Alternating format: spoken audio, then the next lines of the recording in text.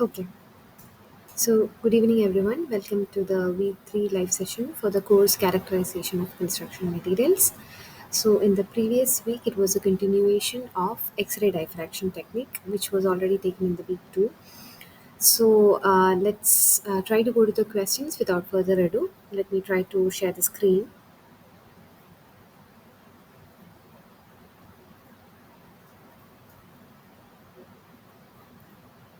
Yes, I think it's 1 second.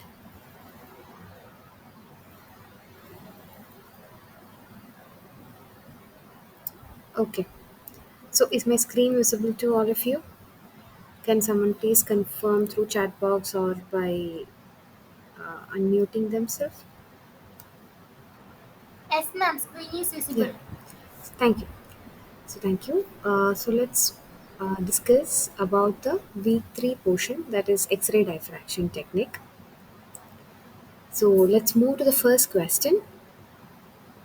So given below is a block diagram of a X-ray spectrometer. Identify the unmarked component. So there is a high voltage coming and there is an X-ray tube. There's a collimator. Then there is something and there is a detector. So the options are for filling this question mark area, this area, is that a monochromator? Is that a filter? Is that an amplifier or is that a specimen? I hope the question is clear to you.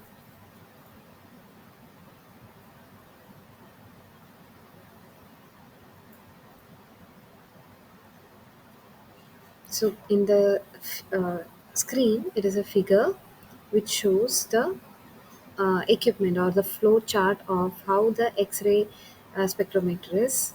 So first there is a high voltage and there is an X-ray tube. There's a collimator, then there is something, and then there is a detector. I hope the screen is still visible. So what fills this question mark area is the question. So is that a monochromator? Is that a filter? Is that an amplifier? Or option D, specimen?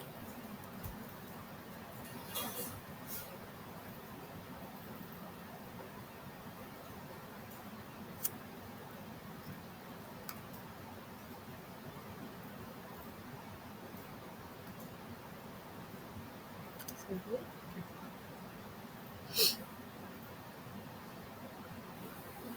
I have not received any single response.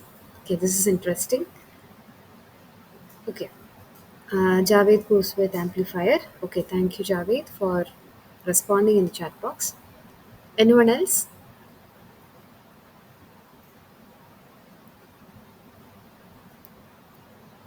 It's a pretty easy question and it's a straightforward question. This is the basics of X-ray diffraction, right? Okay, Smita goes with filter. Okay,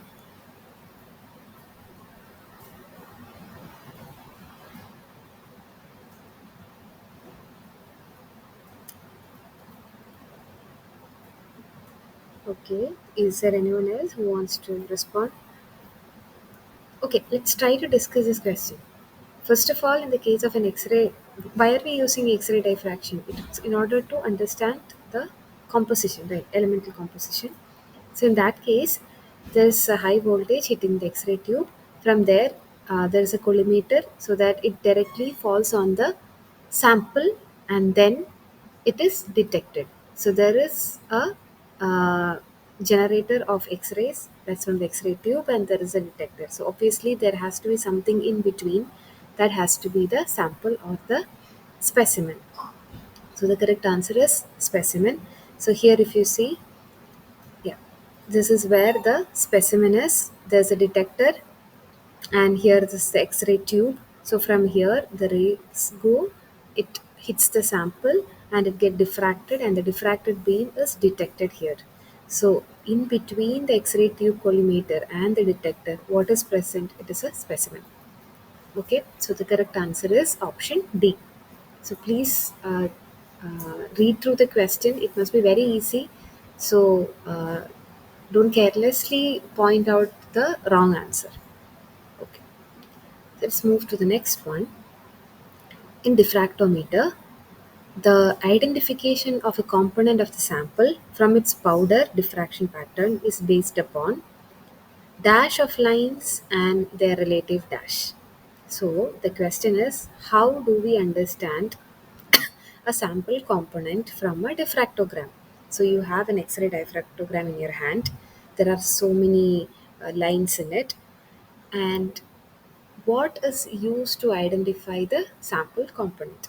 So is it the number of lines and their relative length, or is it the number of lines and their relative intensity, or the position of the lines and the length, relative length, or the position of the lines and the intensity, relative intensity?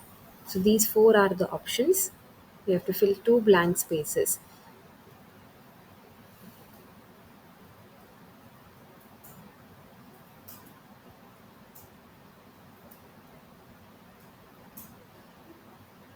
The chat box is surprisingly silent.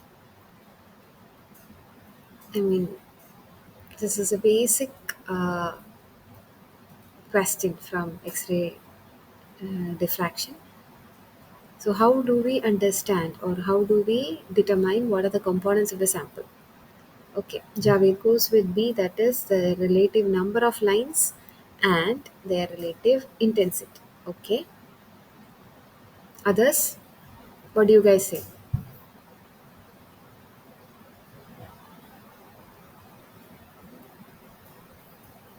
Okay, there are at least five of you.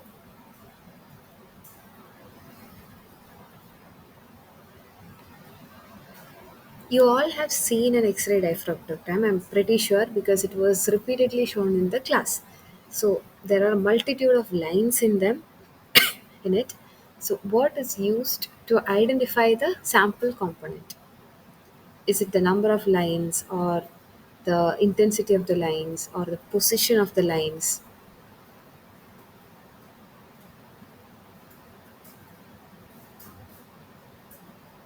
Just a single response in the chat box. That's a bit disappointing. It's okay even if you are wrong in this answering. Let's consider this just as a learning process and not a competition. Okay, Mehna goes with B, Smita also goes with B. Thank you, Mehna, Smita, and Javed. Without responding, it'll be just like a monologue. Okay, so okay, so let's move to the correct answer. The correct answer is D, that is the position and the intensity. See, in the case of an X-ray diffractogram, we need to know what peak or how much intense peak occurs at a particular location. Why? Because if your sample has calcite or calcium hydroxide or say ettringite, the peak will be at a particular location. So say if the peak is at 36 degree, then you know that okay, this is 36-degree peak corresponds to the component A. So component A is definitely present in the sample. So it's not based on the number of lines, but it's based on the positioning of the lines that we understand what is present and what is not present. Secondly, it's the intensity, how much intense the lines are. Suppose at particular location, say 20 degrees Celsius, there is a high intense line. That means it's a very tall line.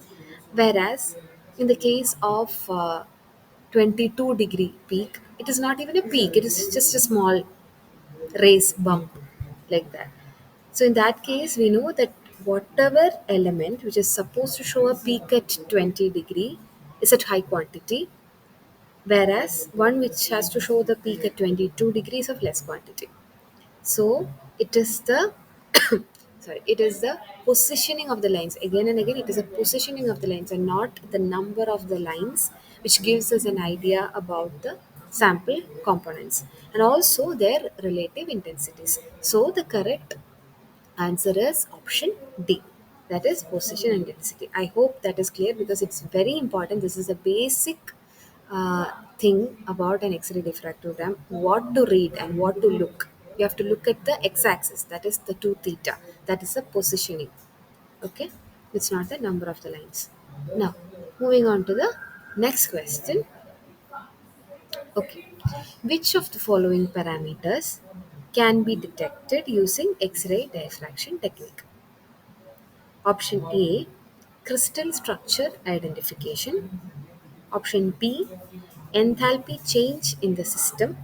Option C, presence of different polymorphs. And option D, elemental composition of the sample.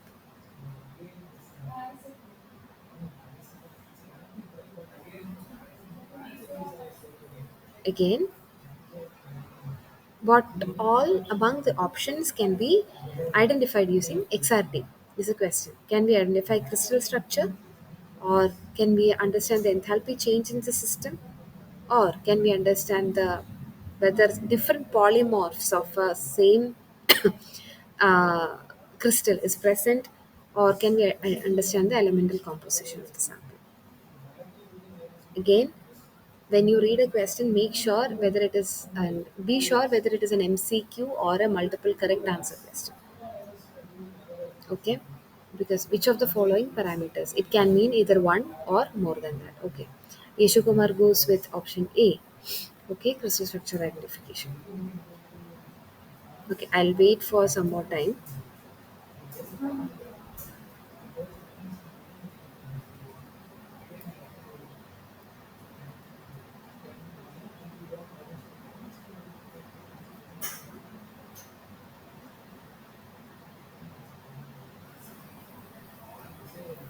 Thanks, Yeshu Kumar, for responding in the chat box. Others,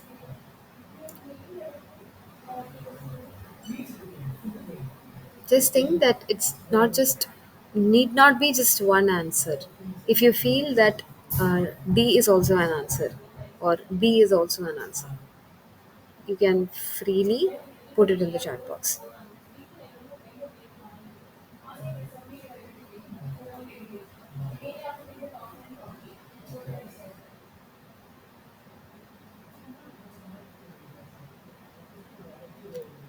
Okay, there are no more responses coming up.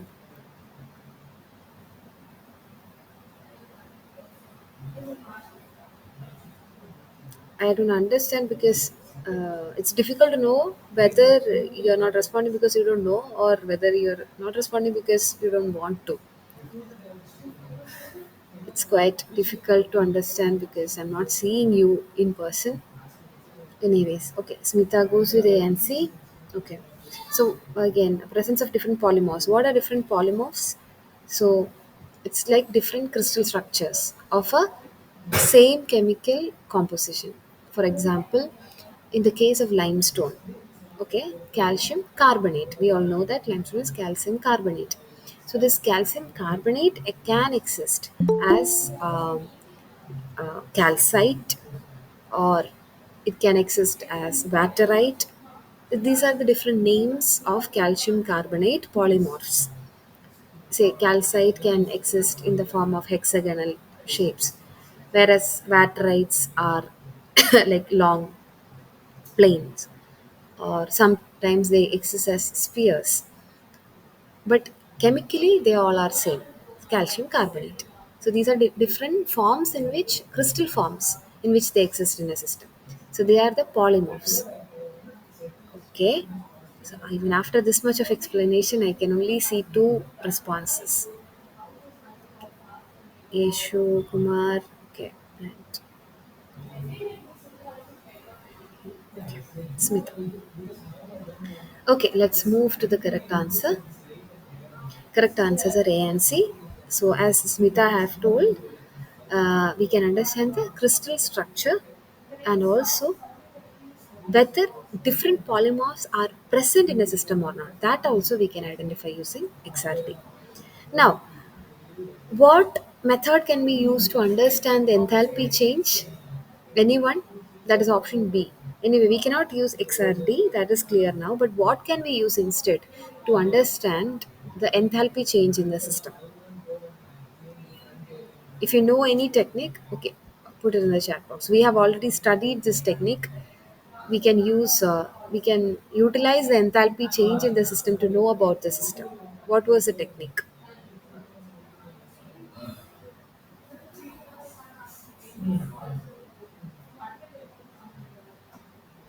Again, it's a very silent chat box. Anyone? When there is a reaction and there is an enthalpy change, which technique can we use to understand that reaction? Some characterization technique, which we already studied. Please respond, otherwise, it's going to be really, really difficult.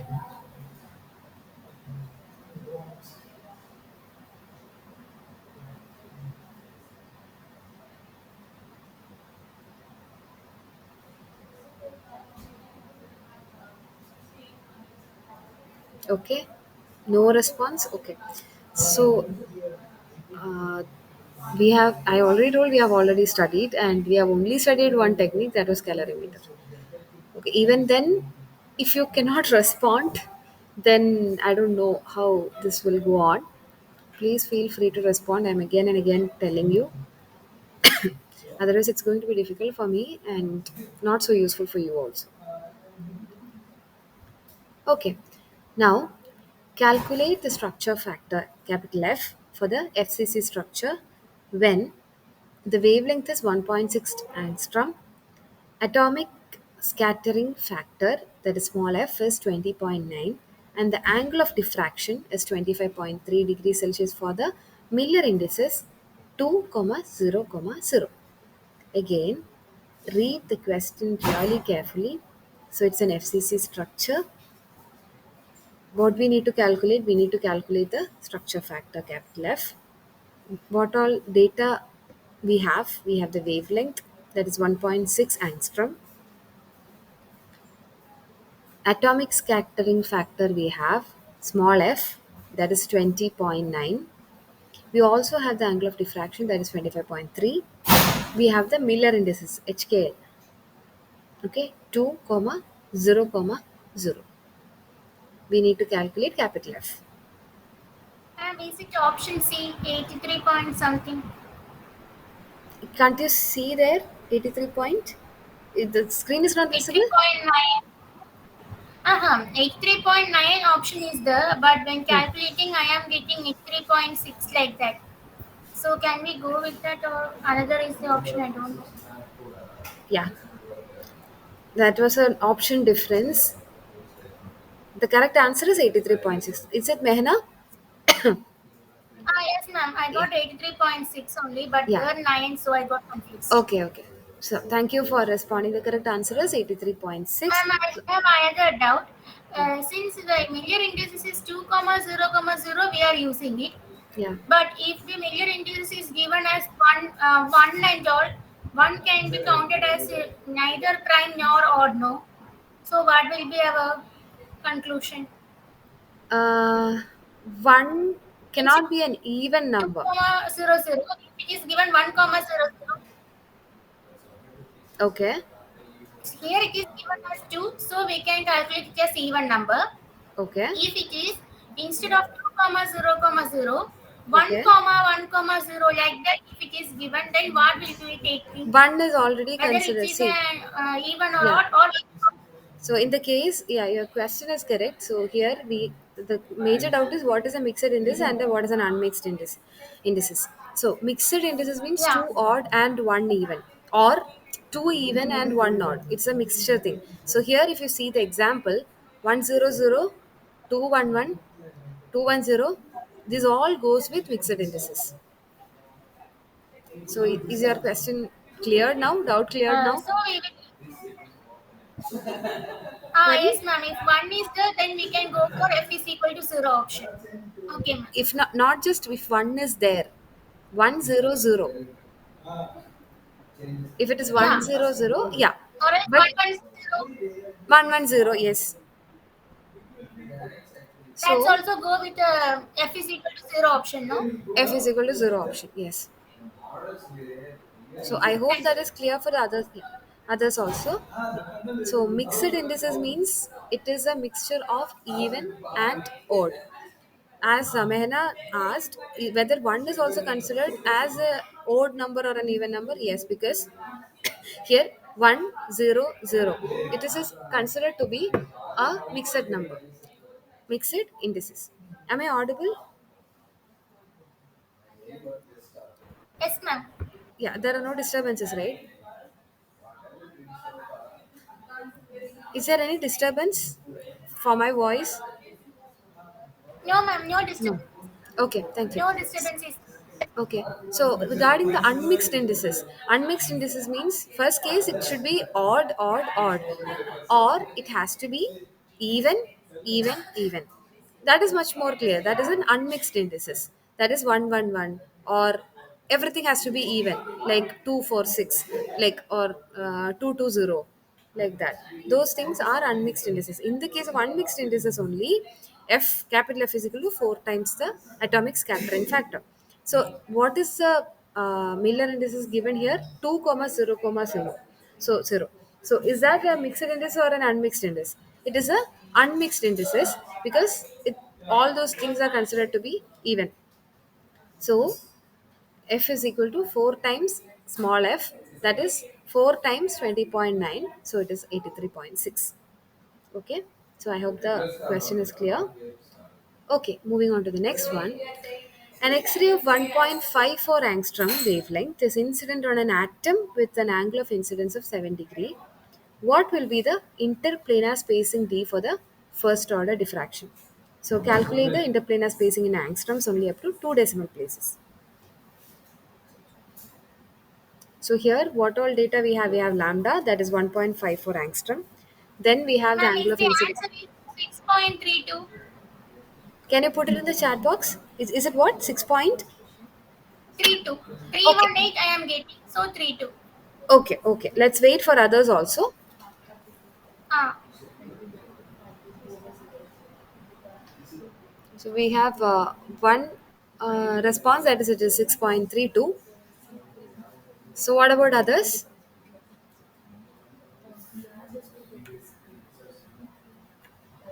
Anyone else responding?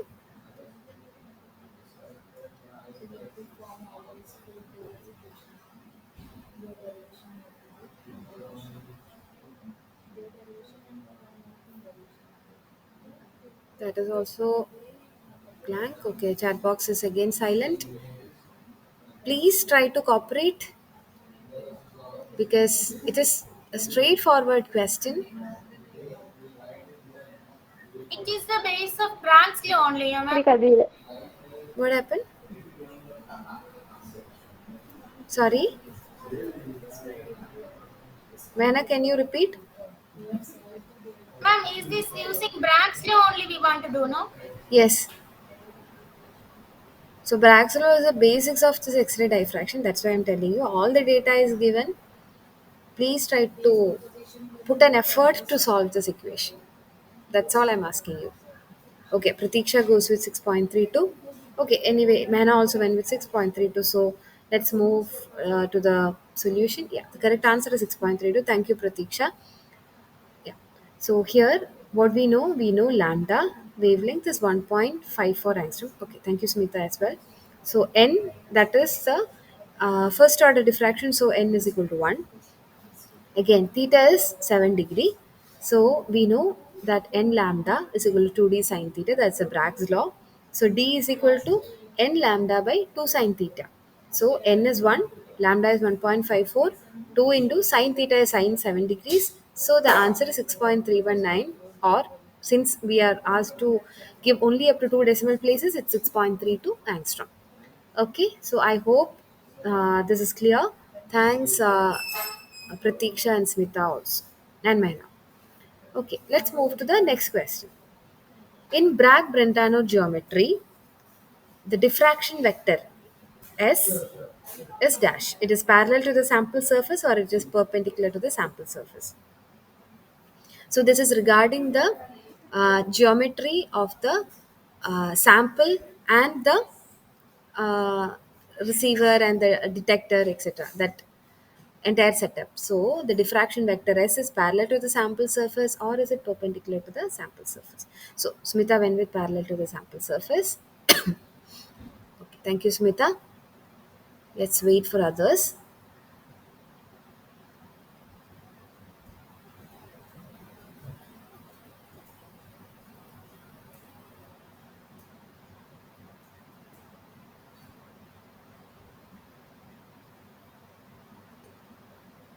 Okay, Narasimha Raju also went with A, that is parallel to the sample surface.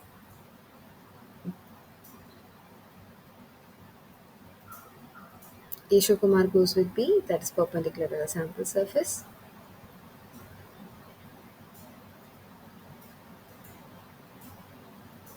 Pratiksha also says it's parallel.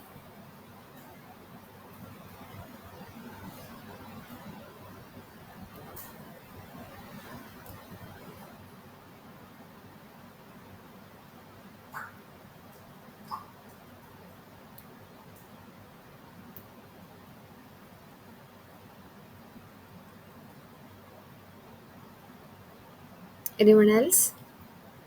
Okay, let's move to the answer. So the correct answer is option B. So this is a sample, and this is X-ray tube from which the X-rays are hitting the sample and it is being detected using the detector.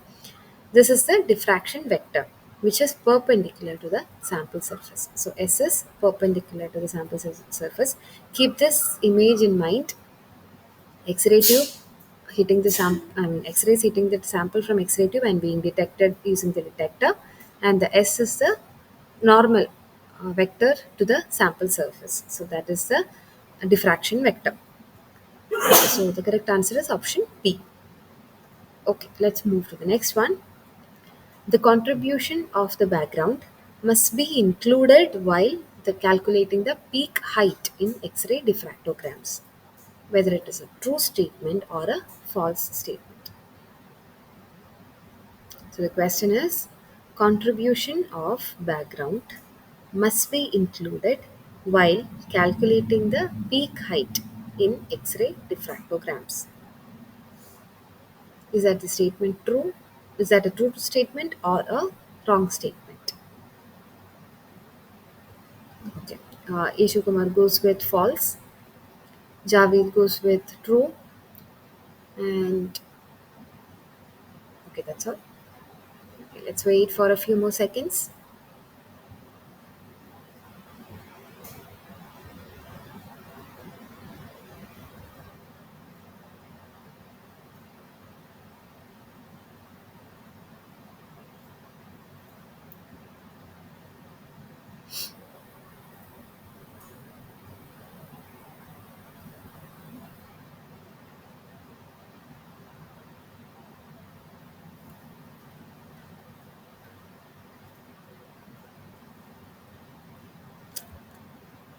Okay, I hope that's all the response I'm getting.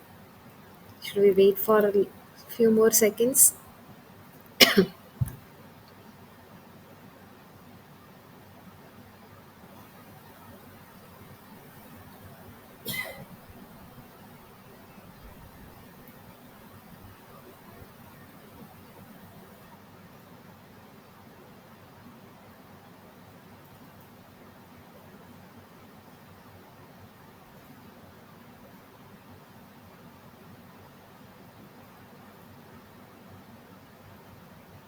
That's all. Okay. Let's move to the correct answer. The correct answer is B, which is false. So here, this is a schematic representation of the diffractogram. So here, these are the peaks of the crystalline peaks. So this is a background. So I'm not talking about the hump. I'm talking about the base small line. So this is a background or a noise. So this we generally will not include when we calculate the peak height. Okay, so we need not include the background of the diffractogram when we calculate the peak height. This has to be avoided. So the correct answer is false. It need not be included, or it shouldn't be included in calculating the peak height. Okay, let's move to the next question. Okay, A crystal peak from the X-ray diffractogram is available to you. Okay, so mentally picturize a crystal peak, a single crystal peak. The peak starts at 22 degrees Celsius and it ends at 23.5 degrees Celsius. Now, the wavelength used for the radiation is 1.54 angstrom. Now calculate the crystal size in, okay, in nanometer or angstrom, whatever is fine. So I hope the question is clear. Just imagine a single crystal peak, a peak. It starts at 22, it ends at 23.5. Now the wavelength which is used in this XRD is 1.54 angstrom. Now calculate the crystal size in nanometer. So whomsoever have solved it, please put it in the chat box.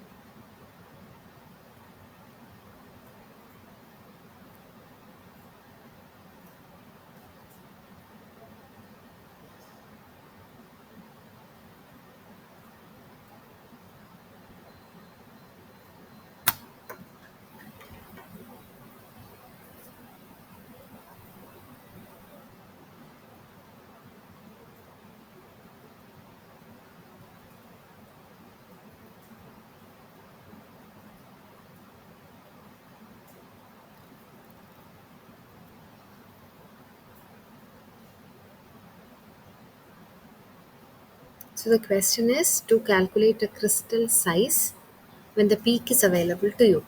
Peak starts at 22, peak ends at 23.5 degrees Celsius, and the wavelength used is 1.54 angstrom.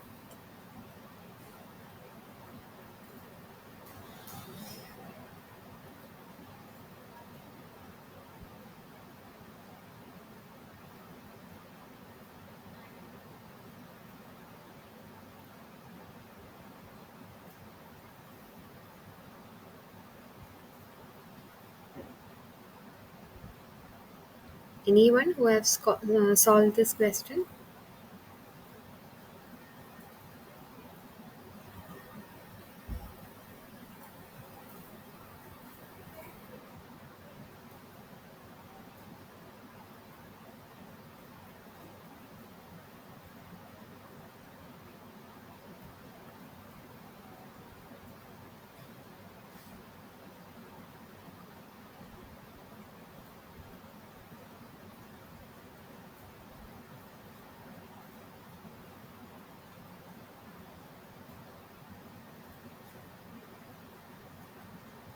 Any response?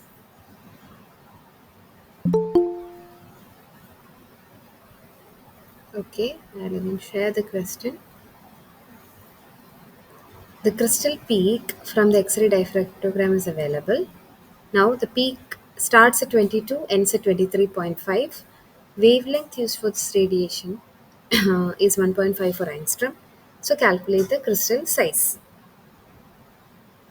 It's a straightforward question actually. If you know the equation and also if you know how to solve it.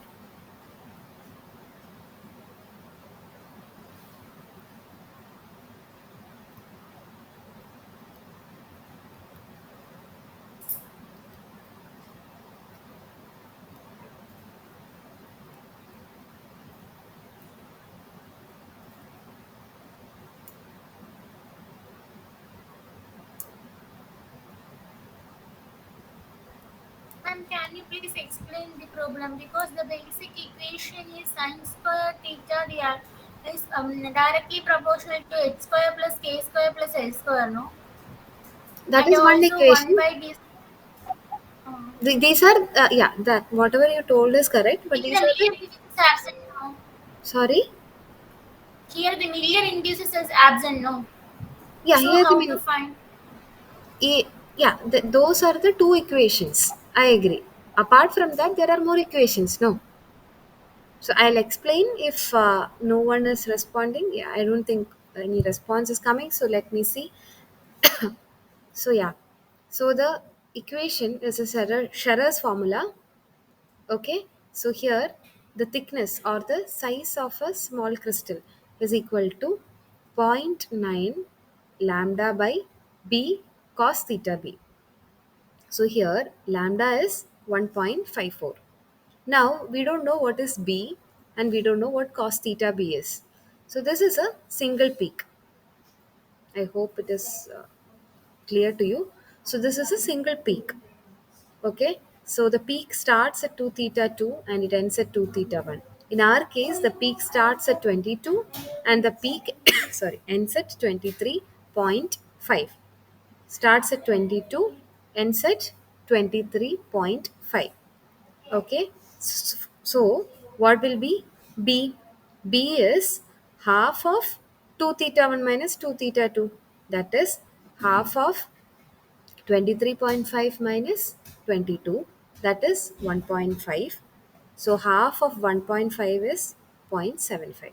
So b is 0.75. So and again, so we got b, right? So lambda is 1.54, b is 0.75. Now what is 2 theta b? That is the midpoint of 2 theta 2 and 2 theta 1. Okay, so that is what 22.75. This is 0.75, this is 0.75. So halfway through is 0.75. 2 theta 2 plus 0.75 is 2 theta b. So 2 theta 2 is 22. 22 plus 0.75 is 22.75. So 2 theta b is 22.75. So we know theta b also. So we know cos theta b. I'll again explain. One second. So here lambda is 1.54 angstrom. It is given here. Now 2 theta 1, that is 22 degree. It's the peak starts at 22 degree. So 2 theta 1 is 22 degree. Then it ends at 23.5 degree. So 2 theta 1 is 23.5 degree. So begins at 22, ends at 23.5. So B. B equation is given here. That is a half of its difference. Difference is 23.5 minus 22. That is 1.5. Half of 1.5 is 0.75. So B we got is 0.75. Now what is 2 theta B? 2 theta B is 22 plus 0.75. Halfway through. That is 22 plus 0.75. That is 22.75. Then you can get the half of it, so that we got theta B. Now cos theta b, if we calculate zero point 0.9 into 1.54 divided by 0.75 into cos theta b, we get 1.885 angstrom. I hope that is clear. All Yes, you ma'am. need, yeah, all you need to know is this equation. Okay, so I'm moving into the next question. So this is pretty easy one. Mode of grinding influences the peaks in X-ray diffractogram. So suppose you are grinding in a machine and suppose you are hand grinding. Suppose you are grinding at a higher RPM. So do they influence the X-ray diffractogram is the question. So Pratiksha goes with A. That's true. Okay.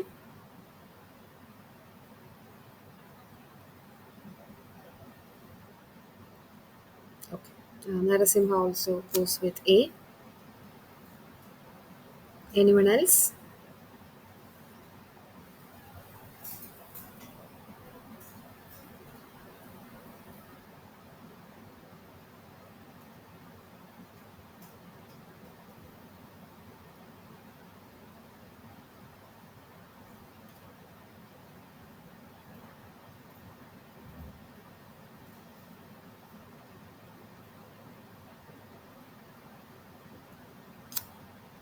Okay. Let's move to the correct answer.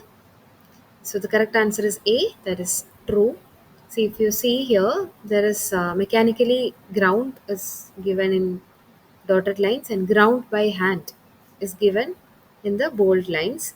So if you see the Etringite peak is higher or having a higher intensity if when it is ground by hand, and when it is mechanically ground the intensity decreases. So that is majorly because when you do a mechanical grinding temperature rises, and because of that certain peaks will go up, or certain components will not be present in the presence of that at a high temperature. So it's grinding technique, or the grinding method influences the X-ray diffractograms is a true statement. Okay, moving on to the next one. As part of hydration stoppage, samples are heated in an oven at 105 degrees Celsius. Option B, 500 degrees Celsius, or 50 degrees Celsius, or 205 degrees Celsius.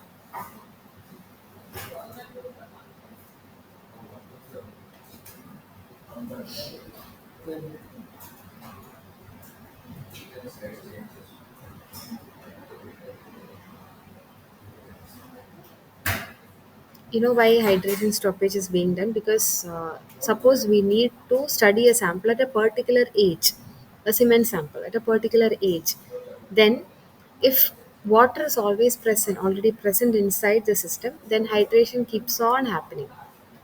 We cannot uh, preserve the age of the sample or the properties at a particular age if the water is already present inside the sample. So we need to stop the hydration.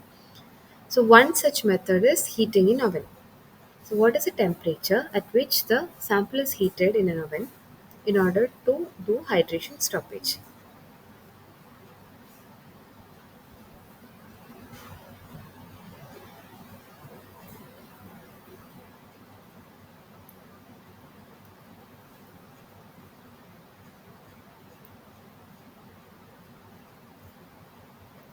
Okay, Pratiksha goes with 105. Others? I mean, these are like direct questions from the week sessions. So Mena goes with A, Smita goes with C.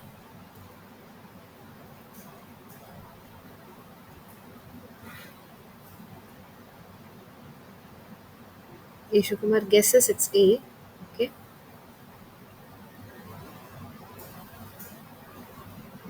Okay. Let's move to the correct answer. The correct answer is option A. So the complete removal of free water happens at oven drying at 105 degrees Celsius. But there is a huge problem with the technique. That is a disadvantage. Microstructure need not be preserved in the case of an oven drying at 105 degrees Celsius. Suppose some cracks can happen. So if you want to study porosity or permeability, this particular method is not so favorable because of the high temperature heating, microstructure might change. But anyways, this is the temperature. 105 is the temperature at which we heat or at which we keep the sample in an oven as part of hydration stoppage. Okay, let's move to the next question. Choose the statement from the options given below regarding freeze drying of water. So this is another method for hydration stoppage, freeze drying. So option A says that there is a simultaneous lowering of temperature and pressure. So temperature and pressure is lowered at a like together lowered in the case of freeze drying. In the case of option B, initially there is a lowering of temperature and then there is a lowering of pressure. Now, option C, it involves initial lowering of pressure and then there is a lowering of temperature. Option D, it involves initial lowering of temperature and followed by increase in pressure. So, what is the correct process which happens during the freeze drying?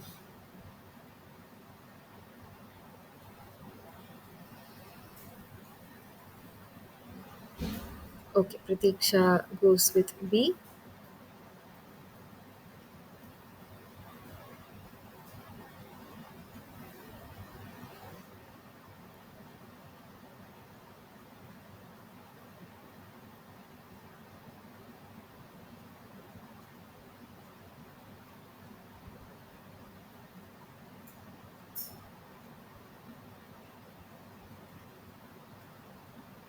That's all. Only Pratiksha has responded. Anyone else?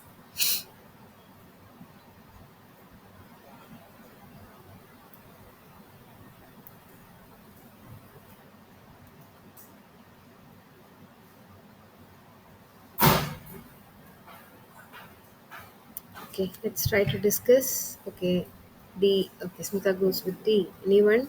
Okay, I think I should wait for a few more seconds here.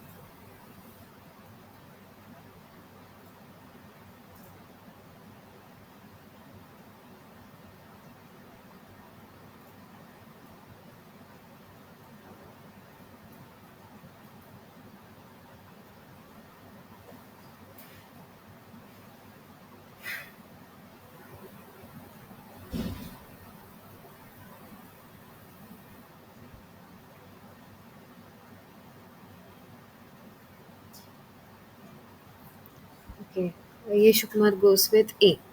Okay, let's try to find out the answer. So the correct answer is option B. So what happens is that initially it is lowered, the temperature. Temperature is lowered initially so that it freezes the water. Now there is a lowering of pressure because this results in the frozen water sublimation. So if you simultaneously decrease the temperature and the pressure, it's not happening. It's not much of a use.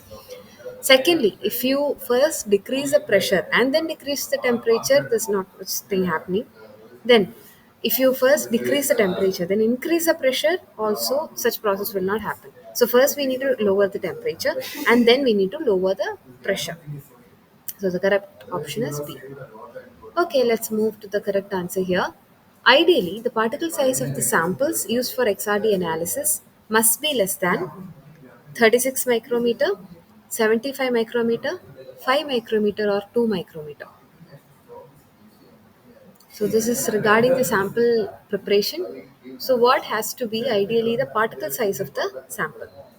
36, 75, 5 or 2.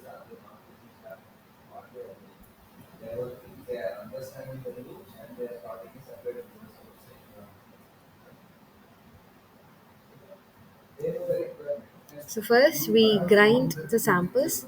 We saw that grinding has influence on the XRD peak intensity. Then we try to pass the fine particles through sieves so that we get the finer version. 36, 75, 5 and 2. Okay. So Yeshu Kumar goes with B, that is 75 micrometer. Who else? Okay. Narasimha goes with option C. Any other opinion? Okay, Smita goes with 75.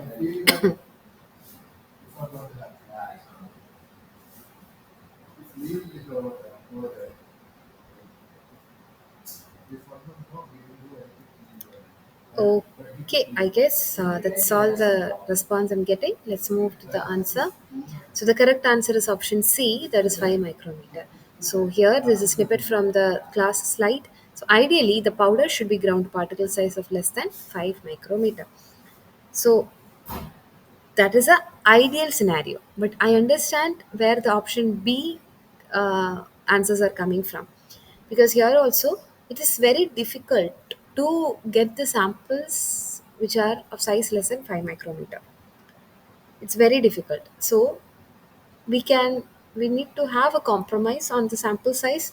So we generally sieve it through a 75 micrometer sieve and then use the fraction which passes through the 75 micrometer sieve practically. But the question is, ideally what has to be the XRD particle, I mean XRD sample particle size? It has to be less than 5 micrometer. Okay, so let's move to the next question. So yeah, so this is also a true or false question. Front loading of samples is preferred to avoid preferred orientation. Stay true or false. So you all know what preferred orientation is. So in the case of say needle-like or plate-like plate-like samples or components, they tend to orient in a particular direction. As a result of which, only some crystal planes will have a higher intensity. Some of the crystal planes will not be detected. So such issues will arise, and that issue is known as preferred orientation. So there are two types of loading of sample. One is front loading, the other one is back loading. So what is preferred in order to avoid the process problem of preferred orientation? So Pratiksha goes with the false, that is front loading. It's not preferred. Okay. Who else? Smita also goes with false.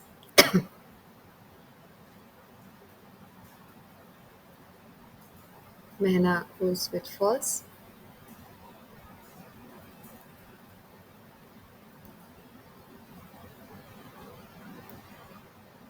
Ishu Kumar goes with true. Who else is there? Javed? Maybe.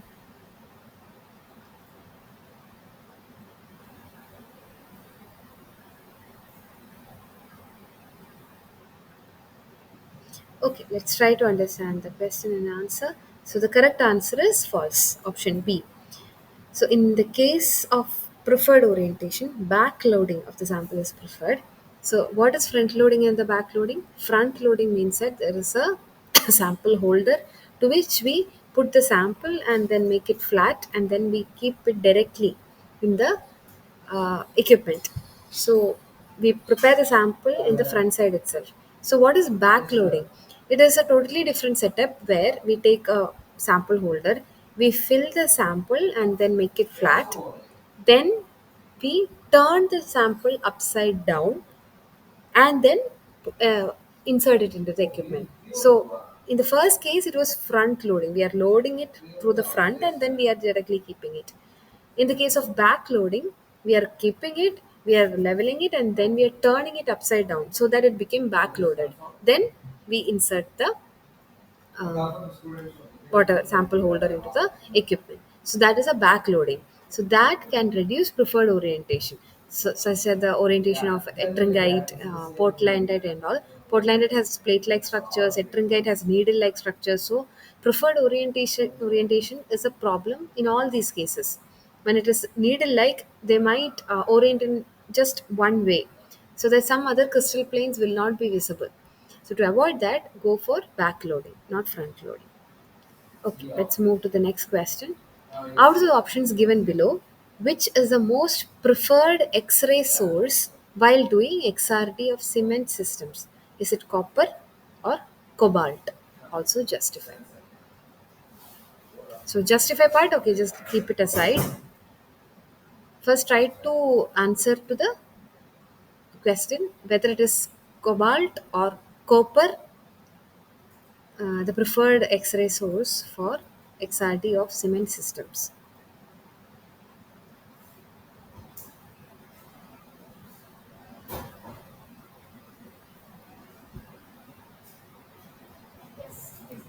Out of the options given below, which is the most preferred X-ray source for XRD of cement systems, is it cobalt or copper?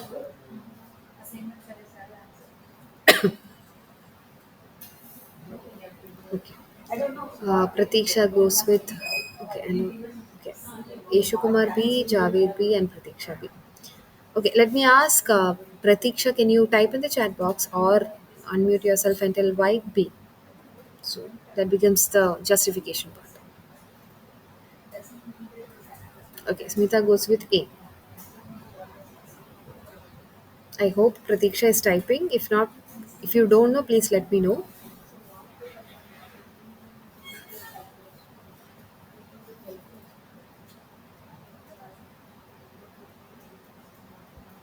No response.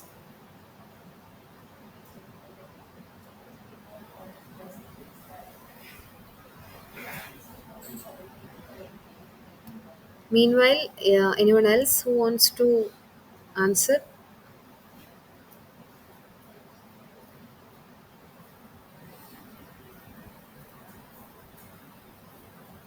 Or Smita, why copper?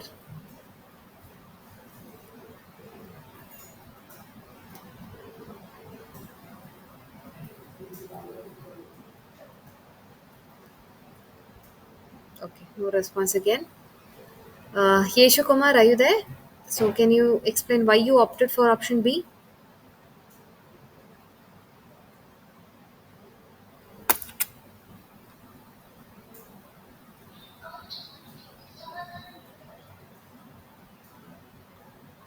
No, ma'am, I don't know. Just I randomly guessed. That's Guessed all. it. Okay. Thank you. Thank you for responding at least. Okay. So, the correct answer is B. Correct is cobalt. I have heard while watching the video, but I don't remember the reason. It's okay. Totally fine. So why copper? Why not copper and why cobalt? Is because it can cause the iron atoms to fluorescence. So copper K alpha can cause fluorescence of iron atoms. Obviously, our cement paste it has C4AF, that is tetracalcium aluminoferrite. So because of the presence of iron, and if CO is there, it can cause ion atom to fluorescence. So it can submerge low intensity lines as for C4AF. So the intensity will be very low, and also it can submerge those intensity also. So in the case of cement systems, using copper K alpha will not be much preferred. It is always preferred to use cobalt K alpha because ion atom fluorescence has to be avoided.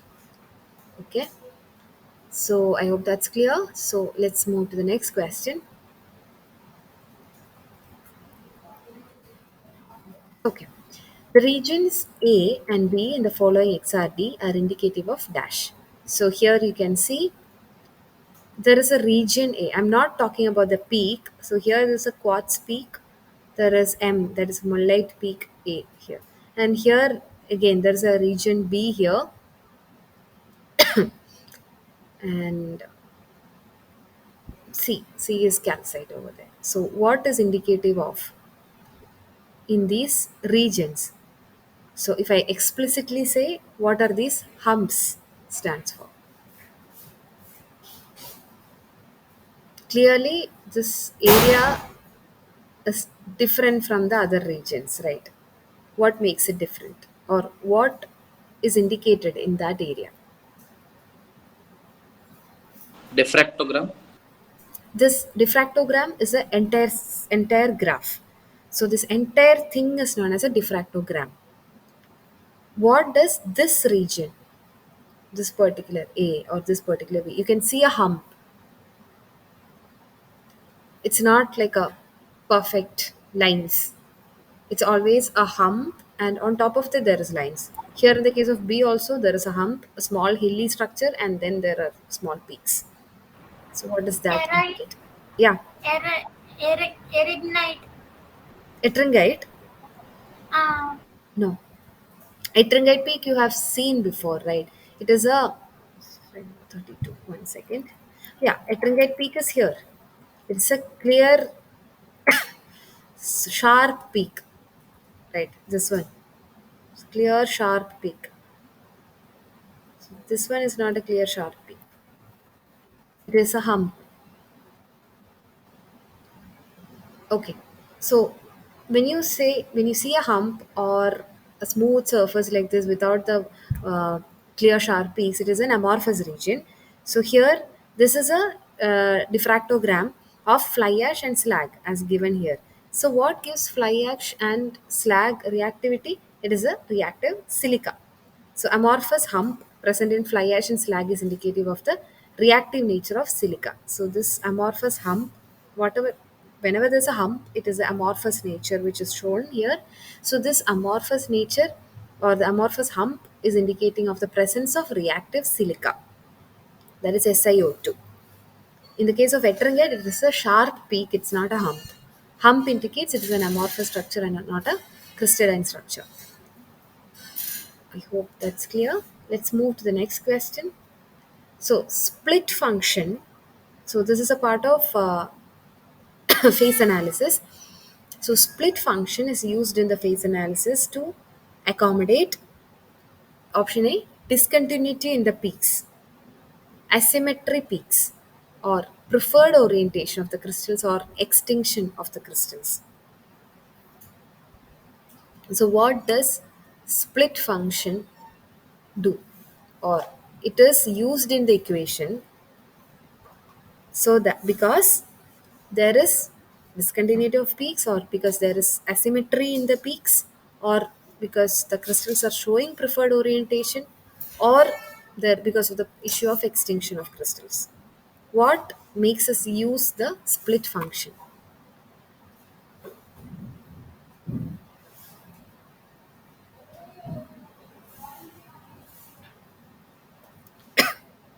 I'm waiting to see some response in the chat box.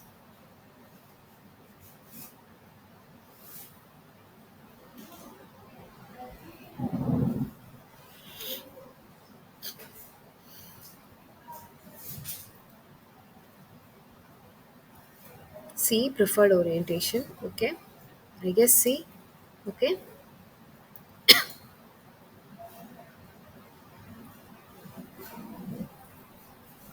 Let's wait for a few more seconds, maybe.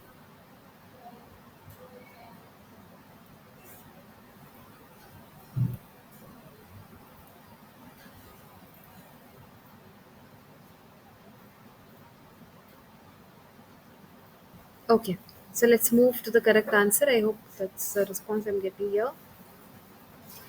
Okay, so the correct answer is B, that is asymmetric. So here, if you see, this is snippet again.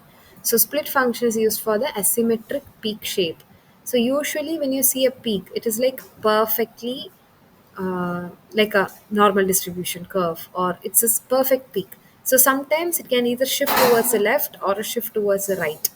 So that causes an asymmetry. To accommodate that asymmetry in the peak shape, we use the split function. How we use and all, it is already embedded within the software, and also it's into the deep theory. We need not go that much now, but just know that there is a function which we can use if there is a asymmetry in the peak shape. That is a split function. Okay, let's move to the next question. So match the following. It's a very easy question. So you can write, say, 1B or 1A, like that.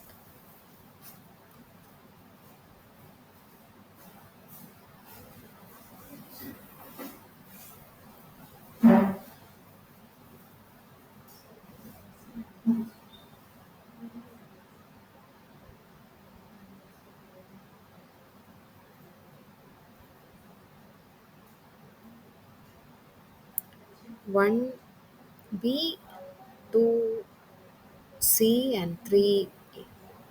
Okay. I don't have to wait too much there. 1B, 2C, 3A. Yes. So that is a correct answer. That's directly from the PPT.